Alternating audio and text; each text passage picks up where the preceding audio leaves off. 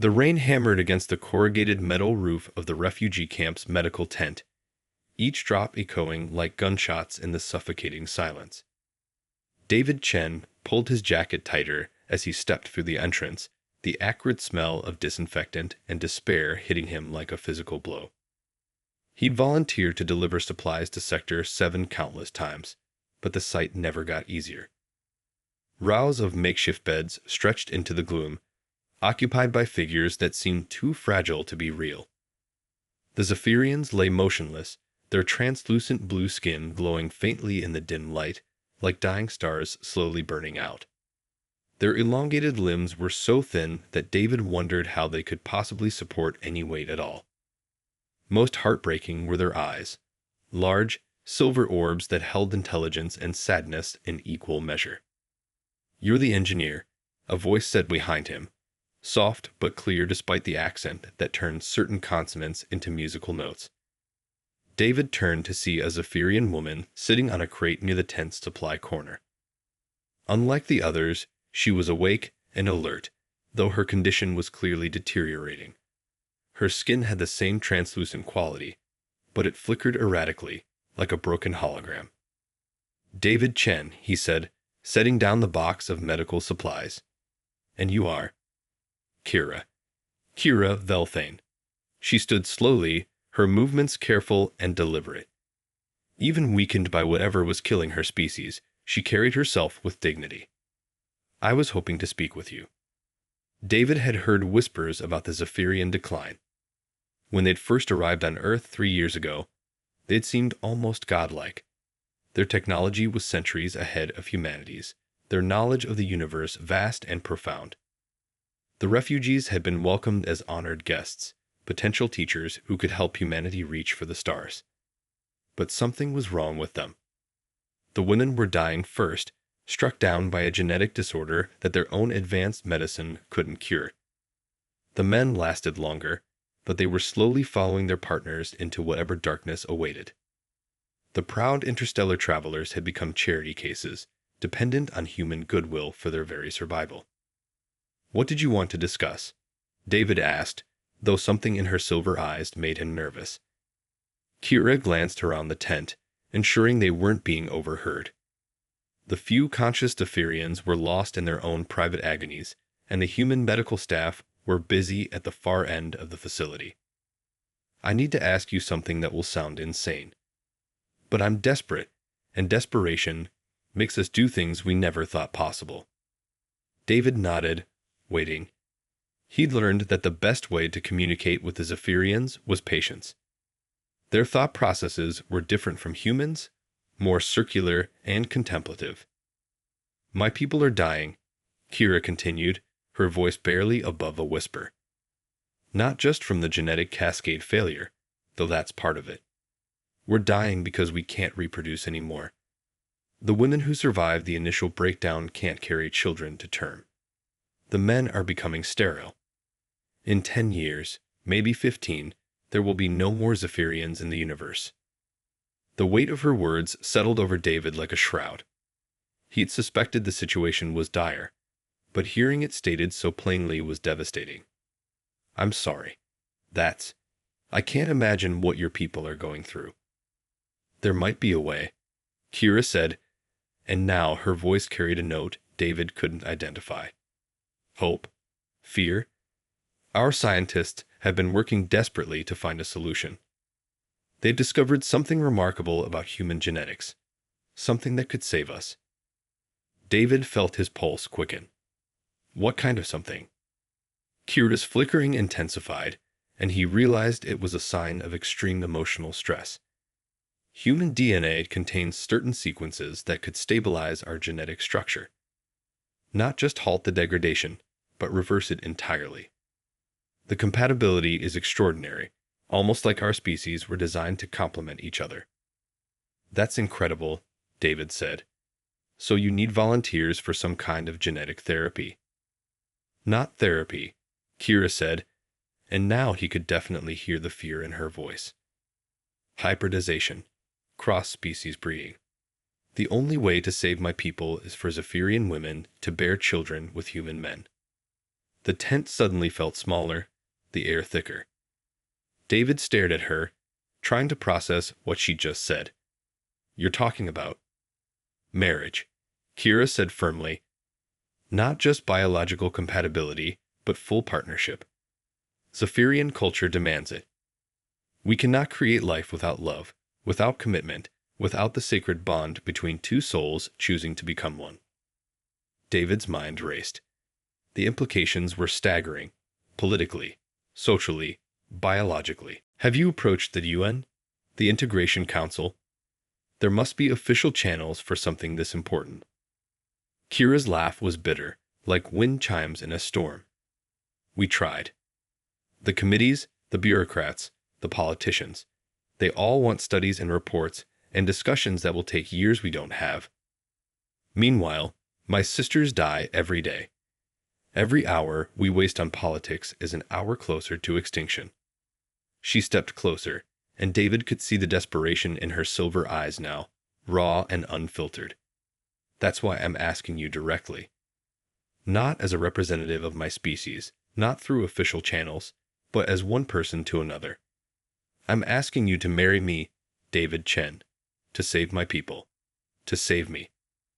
The rain continued its relentless assault on the roof, but David barely heard it anymore.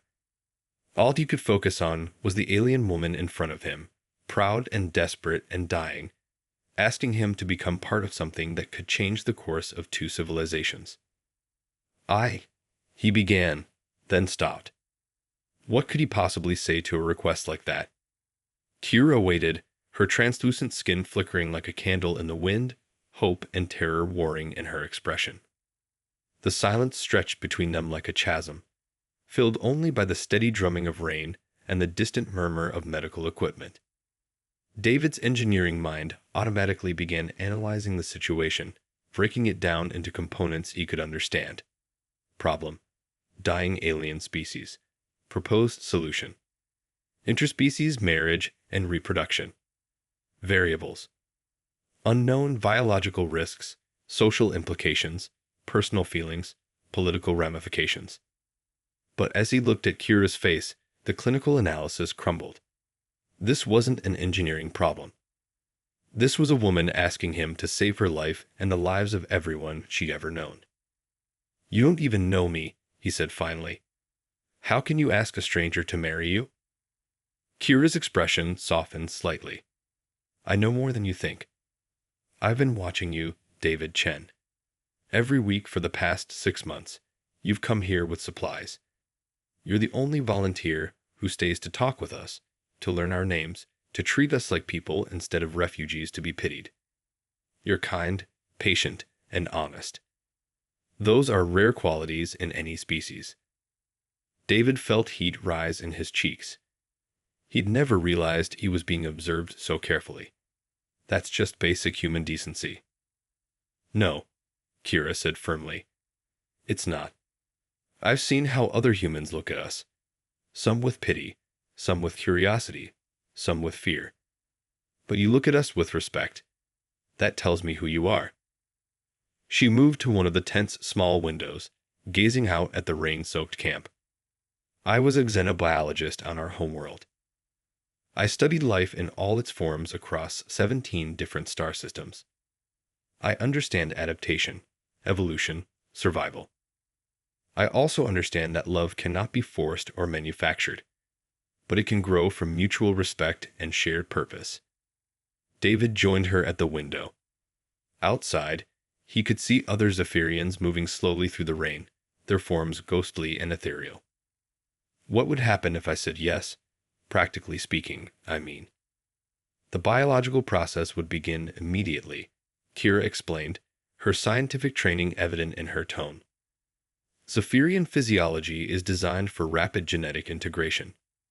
Within weeks of conception, the human DNA would begin stabilizing my cellular structure. The child would carry traits from both species, but more importantly, their existence would prove the viability of human Zephyrian hybridization. And if it doesn't work?" Kira's flickering intensified. "Then I die anyway, just as I will if we do nothing. But at least we would have tried." David studied her profile, noting the elegant curve of her skull, the way her silver eyes reflected light like mirrors. She was beautiful in an otherworldly way, but more than that, she radiated intelligence and determination. What about your people? Would they accept a human husband? Those who survive will have little choice, Kira said pragmatically. Traditional Zephyrian society valued genetic purity, but extinction has a way of changing priorities. The Council of Elders has already given provisional approval for crossbreeding initiatives. They're desperate enough to embrace any solution. And human society, the backlash would be enormous. Kira turned to face him fully. Yes, we would face discrimination, hatred, possibly violence. Our children would be outcasts in both worlds, belonging fully to neither. It wouldn't be an easy life, David. I'm not promising you happiness or acceptance. I'm only promising that we would face these challenges together. The honesty in her voice hit him harder than any emotional manipulation could have. She wasn't trying to seduce him or convince him with false promises. She was laying out the brutal reality of what she was asking. There's something else, she continued. Something the scientists discovered but haven't made public yet.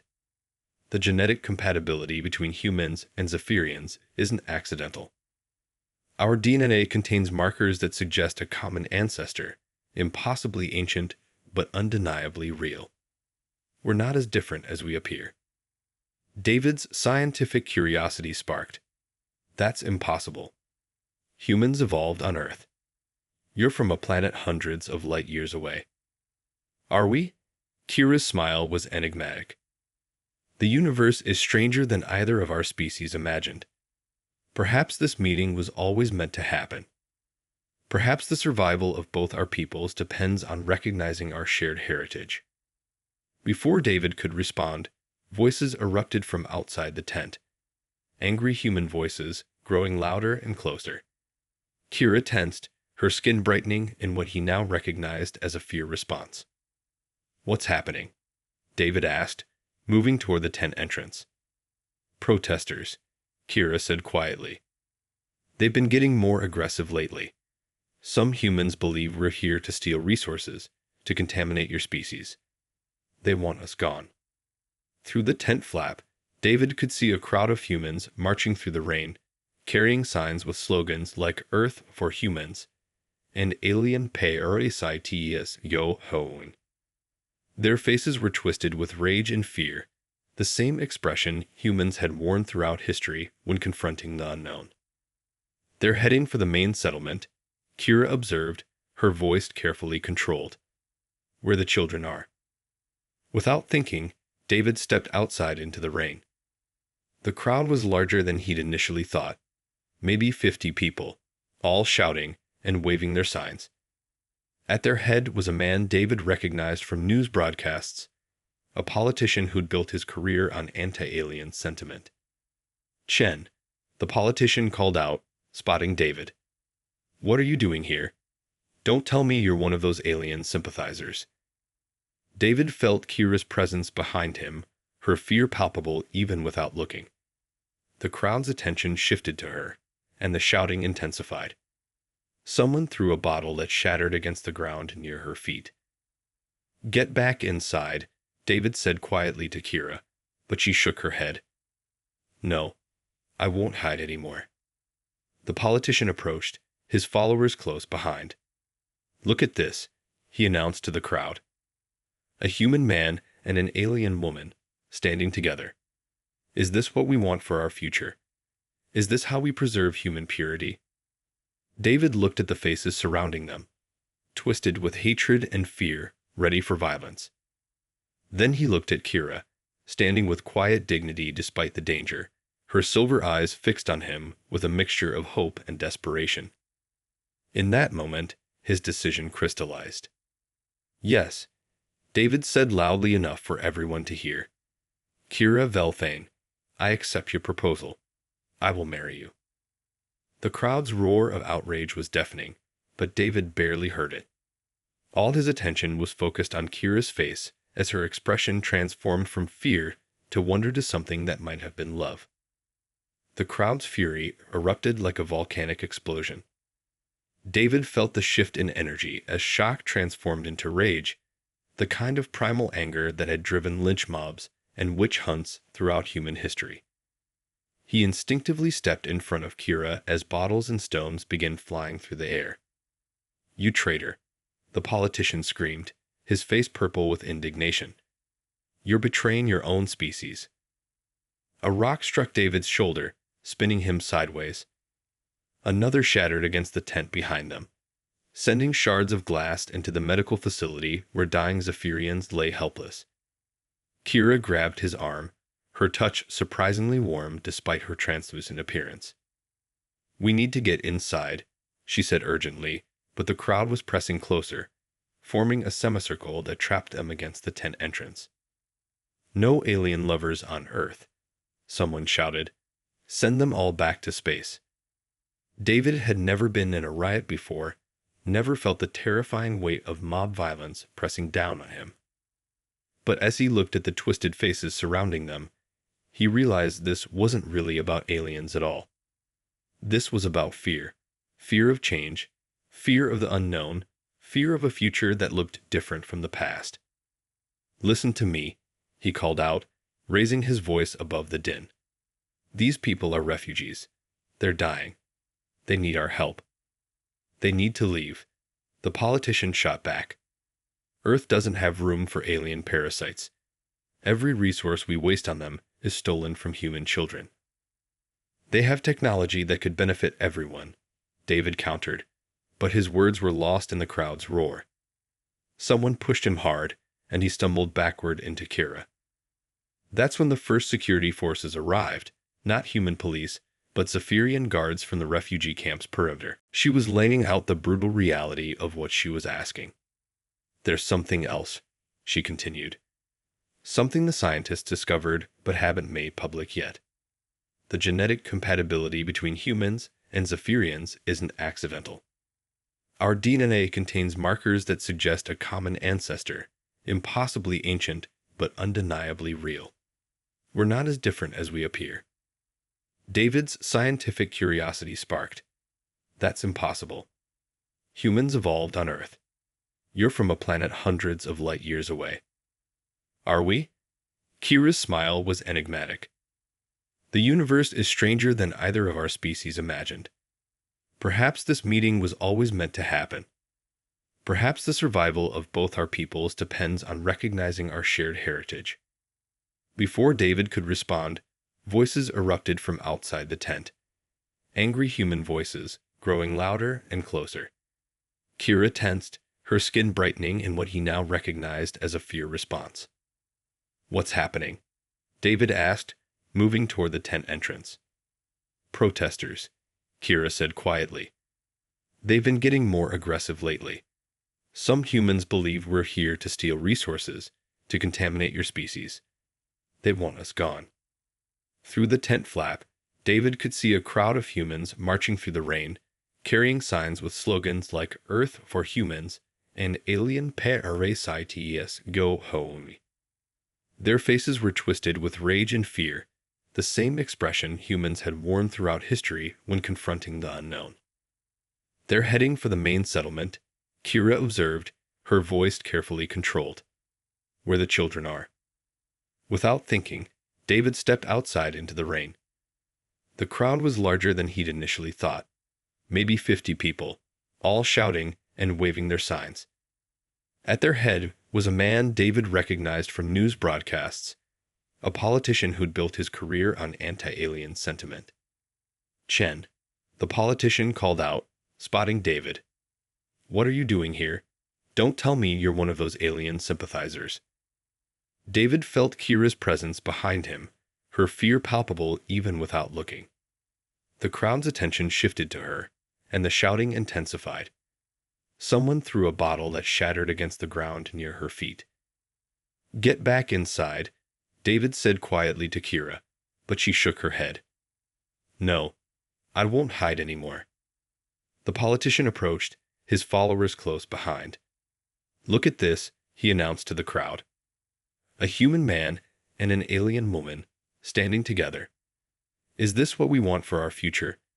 Is this how we preserve human purity? David looked at the faces surrounding them, twisted with hatred and fear, ready for violence.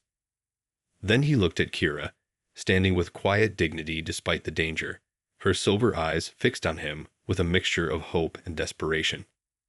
In that moment, his decision crystallized.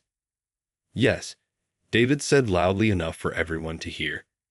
Kira Velthane, I accept your proposal. I will marry you. The crowd's roar of outrage was deafening, but David barely heard it. All his attention was focused on Kira's face as her expression transformed from fear to wonder to something that might have been love. The crowd's fury erupted like a volcanic explosion. David felt the shift in energy as shock transformed into rage, the kind of primal anger that had driven lynch mobs and witch hunts throughout human history. He instinctively stepped in front of Kira as bottles and stones began flying through the air. You traitor, the politician screamed, his face purple with indignation. You're betraying your own species. A rock struck David's shoulder, spinning him sideways. Another shattered against the tent behind them, sending shards of glass into the medical facility where dying Zephyrians lay helpless. Kira grabbed his arm, her touch surprisingly warm despite her translucent appearance. We need to get inside, she said urgently, but the crowd was pressing closer, forming a semicircle that trapped them against the tent entrance. No alien lovers on Earth, someone shouted. Send them all back to space. David had never been in a riot before, never felt the terrifying weight of mob violence pressing down on him. But as he looked at the twisted faces surrounding them, he realized this wasn't really about aliens at all. This was about fear. Fear of change, fear of the unknown, fear of a future that looked different from the past. Listen to me, he called out, raising his voice above the din. These people are refugees. They're dying. They need our help. They need to leave. The politician shot back. Earth doesn't have room for alien parasites. Every resource we waste on them is stolen from human children. They have technology that could benefit everyone, David countered, but his words were lost in the crowd's roar. Someone pushed him hard, and he stumbled backward into Kira. That's when the first security forces arrived, not human police, but Zephyrian guards from the refugee camp's perimeter. They moved with fluid grace despite their weakened condition, positioning themselves between the crowd and the medical tent. Their presence only inflamed the mob further. See, the politician pointed at the alien guards. They're already taking over. Soon they'll be policing human streets, making human laws. David felt the situation spiraling beyond control. Violence was seconds away, and once it started, it would spread throughout the camp. Innocent people would die, human and Zephyrian alike. Kira, he said quietly, is there anything your people can do to defuse this? She was studying the crowd with clinical detachment, her scientific mind analyzing the situation. Humans respond to emotional appeals, but they're past the point of rational discourse. The fear has taken over. A gunshot rang out, sharp and sudden. Everyone froze. David spun to see a human security officer approaching with weapon drawn, but not aimed at the crowd. Aimed at the sky, having fired a warning shot. That's enough, the officer shouted. This is a UN-protected refugee facility. Disperse immediately or face arrest. The politician sneered. On whose authority? The same corrupt politicians who invited these aliens here in the first place. On the authority of international law and basic human decency, the officer replied coldly. You have 5 minutes to clear this area. But David could see that the crowd wasn't intimidated. If anything, the appearance of official authority had made them angrier. They began to spread out, trying to surround the security forces. More Zephyrians appeared from the camp's interior, their movements synchronized in a way that suggested military training. This is going to turn into a massacre, Kira whispered. My people are weak, but they won't go down without a fight. And your people? She gestured at the crowd. They're looking for an excuse to commit violence. David's mind raced, searching for a solution. Then, suddenly, he had an idea. Crazy, desperate, but possibly effective. I need to make a call, he told Kira, pulling out his phone. Can you keep everyone calm for 2 minutes? She nodded, then stepped forward toward the crowd. Her voice, when she spoke, carried an otherworldly harmonic that cut through the noise like a blade. I am Kira Velthane, formerly of the Zephyrian Science Collective, she announced. I wish to address your concerns about my people's presence on your world. The crowd quieted slightly, curiosity overriding anger for the moment. Meanwhile, David frantically dialed a number he'd memorized but never used. Global News Network, this is Sarah Martinez. Sarah, this is David Chen. We met at the refugee camp last month when you did that documentary. David, what's going on? You sound. I need you to patch me through to live television right now. I'm about to do something that will change everything. There was a pause. Are you in danger? We all are. Please, just trust me. Hold on. David could hear the technical chatter as Sarah worked her connections.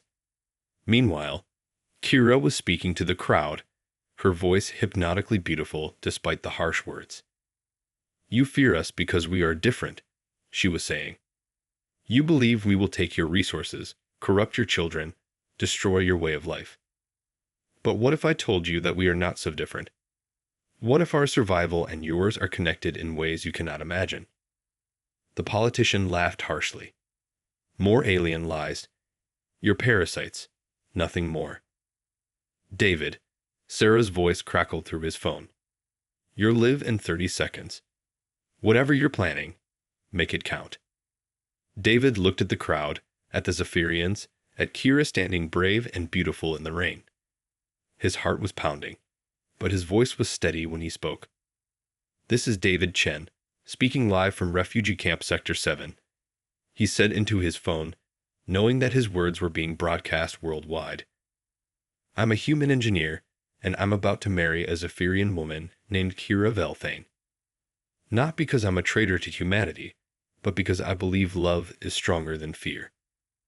The crowd had gone completely silent, staring at him with a mixture of shock and horror. The Zephyrians are dying, David continued, his voice carrying across the rain-soaked camp. Their entire species faces extinction.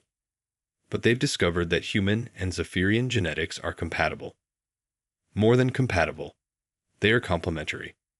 Together, we can create something new, something better than either species alone. He looked directly at Kira, seeing tears streaming down her translucent cheeks. I don't know if this will work. I don't know if our children will be accepted by either world. But I know that turning our backs on beings who need our help isn't human nature. It's human failure. Today, I choose to be better than my fears. The silence stretched for heartbeats. Then, slowly, Kira walked over to him, took his hand, and spoke into the phone. And I choose to trust in the possibility of love crossing impossible distances. The crowd's reaction was immediate and explosive, but David barely heard it. All his attention was focused on the woman beside him, and the future they were about to create together. The aftermath of David's live broadcast was swift and catastrophic. Within hours, his declaration had been viewed by millions of people across the globe, sparking protests, debates, and violent clashes in major cities. The refugee camp was placed under military lockdown as government officials scrambled to contain what they perceived as a diplomatic crisis. David and Kira found themselves confined to a sterile government facility, separated from each other and from the outside world. David paced the small room that served as his temporary prison, watching news coverage on the mounted television with growing horror. In London, protesters burned effigies of Zephyrians while chanting nationalist slogans. In Tokyo, a group of human alien rights activists clashed with police outside the UN building. Most disturbing were the reports from other refugee camps. Several had been attacked by mobs, forcing military intervention to prevent massacres. Mr. Chen, The voice belonged to Director Harrison, the stern-faced official who'd been interrogating him for the past 6 hours. Do you understand what you've done? David turned from the television. I propose to a woman I care about. You've destabilized international relations and endangered countless lives. Harrison snapped. That broadcast has been twisted by extremists on both sides. Human supremacists are calling for alien deportation, while some Zephyrian factions are demanding immediate hybridization programs. Maybe it's time for this conversation to happen, David said quietly. The Zephyrians are dying. That's not going away just because we ignore it. Harrison's expression softened slightly. David, I understand your compassion. But this isn't a decision one person can make unilaterally. The implications are staggering. Biological, social, political. We need time to study the science, to prepare society, to establish proper protocols. Time is exactly what the Zephyrians don't have, David replied. How many died while we've been talking today? How many will die during months of committee meetings and bureaucratic delays? Before Harrison could respond, an aide burst into the room. Sir, we have a situation. The Zephyrian Council is demanding to speak with Mr. Chen immediately. They're threatening to withdraw all technological cooperation if we don't comply. Harrison cursed under his breath. Escort him to Conference Room 3, and get me a direct line to the Secretary General. Minutes later, David found himself facing a holographic projection of 5 Zephyrians, their translucent forms shimmering with barely contained energy. He recognized 2 of them from previous diplomatic encounters, but the others were strangers. David Chen, the central figure, spoke, her voice carrying harmonics that made the air itself seem to vibrate. I am Elder Sir Morin of the Zephyrian High Council. Your actions today have created considerable complications.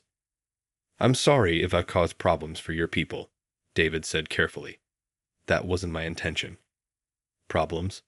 Another council member, his skin flickering with agitation, leaned forward. You've ignited a firestorm that threatens to consume both our species. Half the humans on this planet now view us as invaders trying to contaminate their genetic heritage. Elder Sir Morin raised a hand for silence. However, your declaration has also accelerated discussions that were proceeding far too slowly. The question is, did you speak from genuine conviction, or was this merely an emotional response to Kira's desperation? David felt the weight of 5 alien gazes upon him, judging his worthiness to participate in their species' survival. I spoke from conviction. Kira isn't just asking me to help her people. She's asking me to build a life with her. That's not something I would agree to lightly. Building a life, Elder Sir Morin mused. An interesting phrase. In Zephyrian culture, the bonding ritual creates more than marriage. It creates a symbiotic consciousness. Partners share thoughts, emotions, even memories to some degree. Are you prepared for such intimacy with an alien mind? The question caught David off guard. What exactly does that mean? It means, a third council member explained, that if you truly bond with Kira, you will experience her memories of our dying homeworld. You will feel the genetic cascade failure as it destroys her cellular structure. You will know the desperation of watching your entire species slide toward extinction. Can your human psyche handle such knowledge? David's mouth went dry. The Zephyrians had never mentioned this aspect of their mating customs. Would it be permanent? The initial bonding can be broken if both parties agree within the first lunar cycle. Elder Sir Morin said. After that, separation becomes traumatic. You would remain linked until one of you dies. The implications were staggering. David had thought he was agreeing to marriage and parenthood. He hadn't realized he was volunteering to merge his consciousness with an alien being. I need to see Kira, he said. I need to understand what she's really asking of me. The council members exchanged glances that somehow conveyed volumes of unspoken communication. Finally, Elder Sir Morin nodded. Very well. But first, you must witness something that few humans have seen. The true state of our species. The holographic projection shifted, and suddenly, David was looking at a Zephyrian medical facility. The scenes were heartbreaking.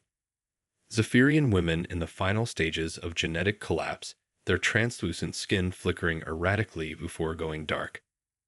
Children who would never reach adulthood.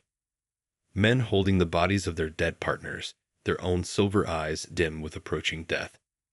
This is happening right now, on 17 different worlds where our refugees have settled. Elder Sir Morin explained. We estimate complete species extinction within 8 Earth years unless we find a solution immediately. David watched in horrified fascination as the images continued.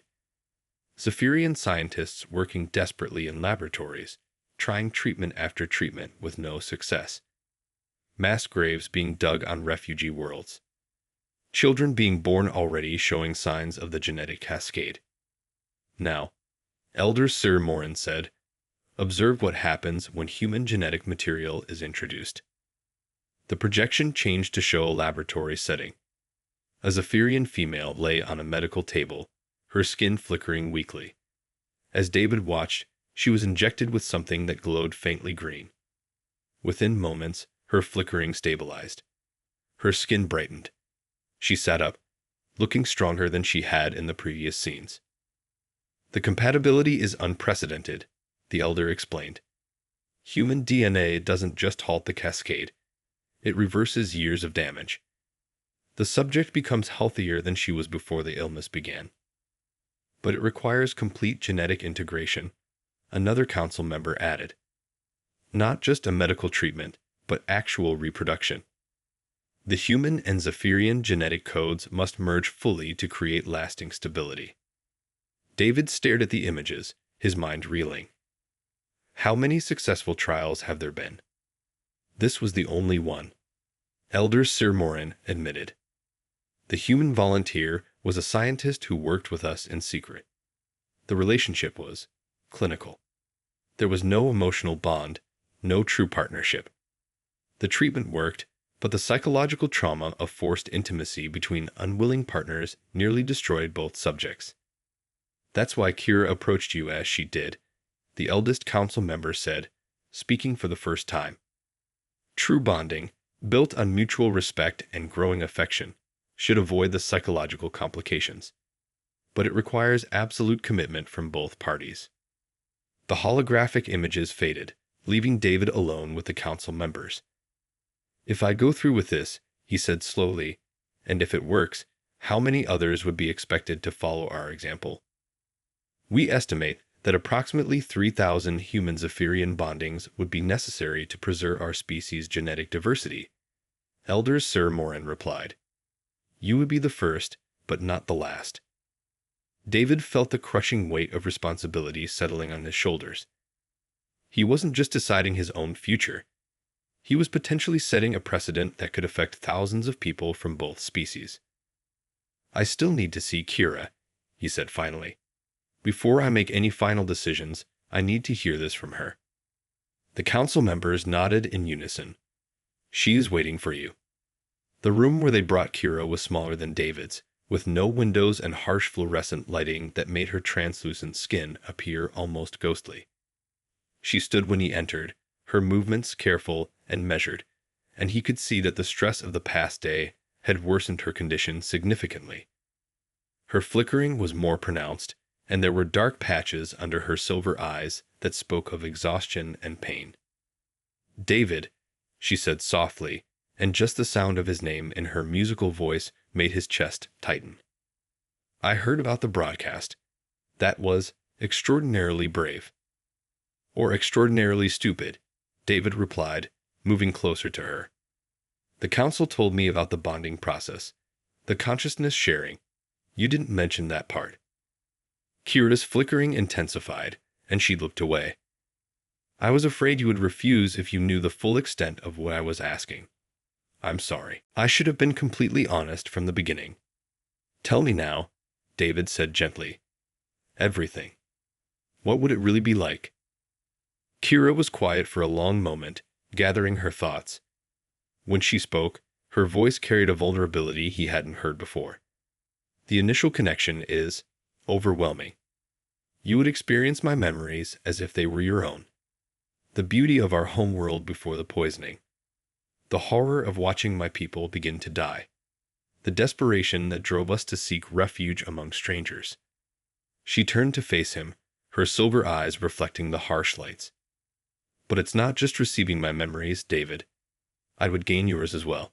Your childhood, your fears, your dreams. We would know each other more completely than any two beings ever have. There would be no secrets between us, no hidden thoughts or feelings. David tried to imagine what that level of intimacy would feel like. The council mentioned trauma from the test case. Because those subjects were forced into bonding without emotional preparation, Kira explained. They were strangers trying to save my species through clinical procedure. The psychological shock of sudden total intimacy with someone you don't trust or care for can be devastating. But you think it would be different with us? Kira stepped closer, and David could smell something like cinnamon and starlight that seemed to emanate from her skin. I hope it would be. These past months of watching you, talking with you, I've felt something I didn't think was possible anymore. Not just gratitude or desperation, but genuine affection. Maybe even the beginning of love. David felt his resolve wavering. The rational part of his mind screamed warnings about the risks, the unknowns, the massive implications. But looking at Kira, really looking at her, seeing the intelligence and courage and hope in her alien features, he felt something much stronger than rationality. There's something else, Kira continued. Something the council may not have told you. The bonding process is designed to create offspring that carry the best genetic traits of both species. Our children wouldn't just be hybrids. They would be improved versions of both human and Zephyrian. Improved how? Enhanced intelligence, longer lifespan, immunity to most diseases that affect either species. They would be able to survive in environments that would kill normal humans or Zephyrians. They would be evolutionary leaps forward. David's engineering mind immediately grasped the implications. You're talking about creating a new species. Not replacing either of our original species, Kira said quickly.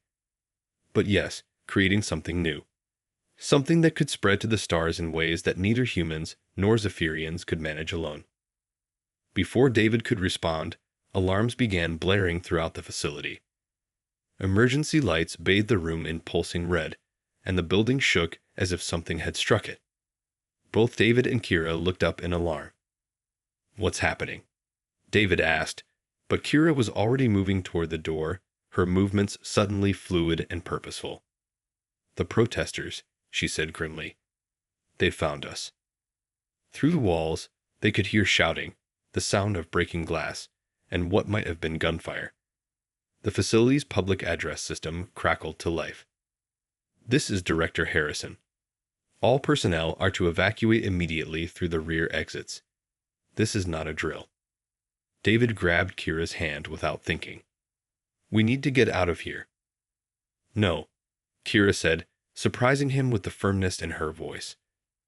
This is exactly what I was afraid would happen. The fear and hatred are spreading. If we run now, it will only get worse. If we stay, we could be killed. Kira's skin suddenly blazed with brilliant light, brighter than he'd ever seen from any Zephyrian. Then we die together, bonded or not. But I won't spend what time I have left hiding in fear. The building shook again, more violently this time. David could hear voices in the corridor outside their room. Angry voices shouting about alien contamination and genetic purity. The mob had broken into the facility itself. Kira, David said urgently, if we're going to do this, if we're going to bond, it has to be now, before they reach us. She stared at him, her silver eyes wide with surprise. You're certain? Even knowing what it means? I'm terrified, David admitted. But I'm more terrified of a world where fear wins over hope. Where we let an entire species die because we're too afraid to try something new. Kira's light dimmed to a soft glow as she moved closer to him. The bonding ritual requires physical contact and shared intention. We hold hands, open our minds to each other, and let the genetic compatibility create the link. David could hear footsteps in the corridor now, moving toward their room. How long does it take? For the initial connection, only moments. But David, once we begin, there's no stopping it. Are you absolutely certain? David looked at her face, alien but beautiful, desperate but brave. The sound of approaching footsteps grew louder, accompanied by angry voices calling for their blood. In that moment, surrounded by hatred and violence, he made his choice. Yes, he said, taking both her hands in his. I'm certain. Kira's eyes closed as she began to whisper something in her native language, words that sounded like music and mathematics combined. David felt a tingling sensation where their skin touched, then a warmth that spread up his arms and into his chest. Open your mind, Kira breathed. Don't resist what comes. The connection hit David like a lightning strike. Suddenly, he wasn't just himself anymore. He was Kira too, experiencing her memories as if they were his own. He saw her homeworld as it had been, crystal cities that sang in harmony with twin suns, vast forests of silver trees that grew in perfect mathematical spirals, oceans that glowed with bioluminescent life forms beyond anything Earth had ever produced. Then came the darkness, the slow poisoning of their world by industrial accidents that had cascaded into environmental collapse, the desperate evacuation of billions of beings, most of whom had died in the exodus to distant stars. The arrival on Earth, proud beings reduced to refugees, watching their loved ones die while alien governments debated their fate. But David also felt Kira's memories of him. How she had noticed him that first day in the medical tent, how his genuine kindness toward her people had sparked something she thought was lost forever. Her scientific curiosity about human psychology had gradually transformed into something deeper, warmer, more personal. I can feel your memories too, Kira whispered, her voice somehow coming from inside his head as well as through his ears. Your childhood. The loneliness after your parents died. Your work, your dreams of helping people through engineering. The emptiness you've carried, looking for something meaningful to dedicate your life to. The door burst open just as David felt the bonding lock into place, becoming permanent and irreversible. A group of armed protesters stormed in, their faces twisted with rage and fear. At their head was the politician from the camp, now carrying a military-grade weapon. There they are, he snarled. The traitors who want to destroy human purity. David felt Kira's fear flood through their new connection, but underneath it was something else. A fierce protective instinct that surprised him with its intensity. He stepped in front of her, even though he knew it was useless against armed opponents. You're making a mistake, David said, his voice calmer than he felt. We're not your enemies. You're contaminating our species, one of the protesters shouted. Breeding with aliens, creating genetic abominations. We're trying to save lives, David countered. Two species, working together to survive. The politician raised his weapon, and David saw death in the man's eyes. But before he could fire, the building shook again, not from outside attack this time, but from something else entirely. Through their shared consciousness, David felt Kira's sudden understanding. The bonding, she whispered. It's triggered something. Look. David followed her gaze to the walls of the room, where strange patterns of light were beginning to appear. The same illumination that came from Zephyrian's skin, but brighter, more complex.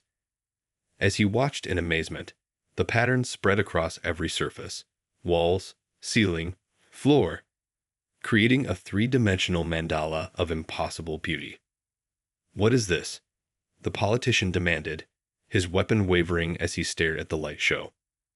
Kira's voice, when she answered, carried harmonics that made the air itself seem to sing. This is what happens when our species truly connect. The genetic compatibility isn't just about reproduction. It's about consciousness itself. were linked to the quantum structure of the universe in ways native species understood alone. The light patterns pulsed, and suddenly David could perceive things beyond normal human senses. He could feel the thoughts and emotions of everyone in the room, the protesters' fear and confusion, Kira's wonder and growing strength, even the faint mental signatures of other Zephyrians throughout the facility. The bonding has created a resonance field, Kira continued, her scientific mind analyzing what was happening even as she experienced it. Our combined consciousness is accessing quantum information networks that permeate all matter. One of the protesters lowered his weapon, staring at the patterns with something approaching awe. It's beautiful. It's unnatural, the politician snapped, but his voice lacked its earlier conviction. The light patterns were affecting everyone in the room, creating a sense of connection and understanding that transcended species barriers. David felt his consciousness expanding, touching not just Kira's mind, but somehow reaching out to touch the minds of humans and Zephyrians throughout the facility. He could sense their thoughts, their fears, their hopes. More importantly, he could feel the artificial nature of the divisions between them. "We're all connected," he said wonderingly. Humans and Zephyrians were part of the same quantum consciousness field. The hatred, the fear, it's just interference patterns obscuring our natural unity. The politician backed toward the door, his face pale with terror. "This is exactly what we were afraid of. You're not human anymore. You're some kind of alien hybrid monster." But David barely heard him. Through the quantum link, he was experiencing something incredible. The thoughts and memories of hundreds of beings, human and Zephyrian alike, all suddenly connected through the resonance field created by his bonding with Kira. He saw human children playing with Zephyrian youngsters in the refugee camps, their innocence unmarked by adult prejudices. He felt the grief of Zephyrian parents watching their children die, identical to the grief of human parents facing the same loss.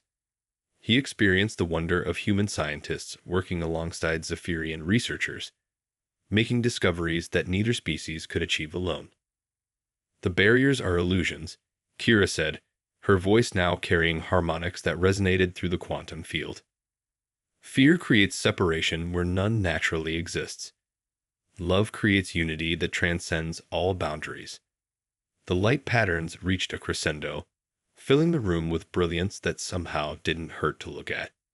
When it faded, everything had changed. The protesters stood motionless, their weapons forgotten, their faces transformed by an experience beyond their ability to describe. "I can feel them," one whispered. "The aliens. They're not aliens at all. They're family." The politician tried to rally his followers, but the words died in his throat. The quantum resonance had shown him things he couldn't deny: the artificial nature of his hatred, the pain he had caused, the potential for something beautiful that he had tried to destroy. David looked at Kira, seeing her with his enhanced perceptions. She was still alien in appearance, but now he could perceive the deeper patterns that connected them: genetic, quantum, spiritual. They were two parts of something larger, something that neither species had been able to achieve alone. "What happens now?" he asked, though part of him already knew the answer. "Now we prove that love is stronger than fear," Kira replied. "We show both our species what's possible when we choose unity over division." Through the quantum link, David could feel the resonance field spreading beyond the facility, touching other bonded pairs that were forming in response to their connection. Human Zephyrian couples across the globe were experiencing their own bonding rituals, creating new nodes in the consciousness network. "It's happening everywhere," Kira said with wonder. "The quantum field is catalyzing connections that were always possible but never activated. We're not just saving my species, we're evolving both our species into something greater." David felt the truth of her words resonating through every cell of his being. They had become the first of something new, not replacements for humanity or Zephyrian culture, but bridges between worlds that had always been connected beneath the surface. The protesters filed out of the room silently, their faces still bearing expressions of awe and confusion. The politician lingered for a moment, looking at David and Kira with something that might have been envy. "What you've done," he said quietly, "it changes everything." "Yes," David replied, "it does." When they were alone again, David turned to Kira, seeing her truly for the first time through their shared consciousness. She was beautiful beyond description, not just in appearance, but in the depth of her soul, the courage of her spirit, the love that now flowed between them like a river of light. "I love you," he said, and the words carried harmonics that made the air shimmer. "I love you too," she replied, and in that moment, David knew that they had created something that would echo through the cosmos for generations to come, a bridge of hope spanning the impossible distance between stars.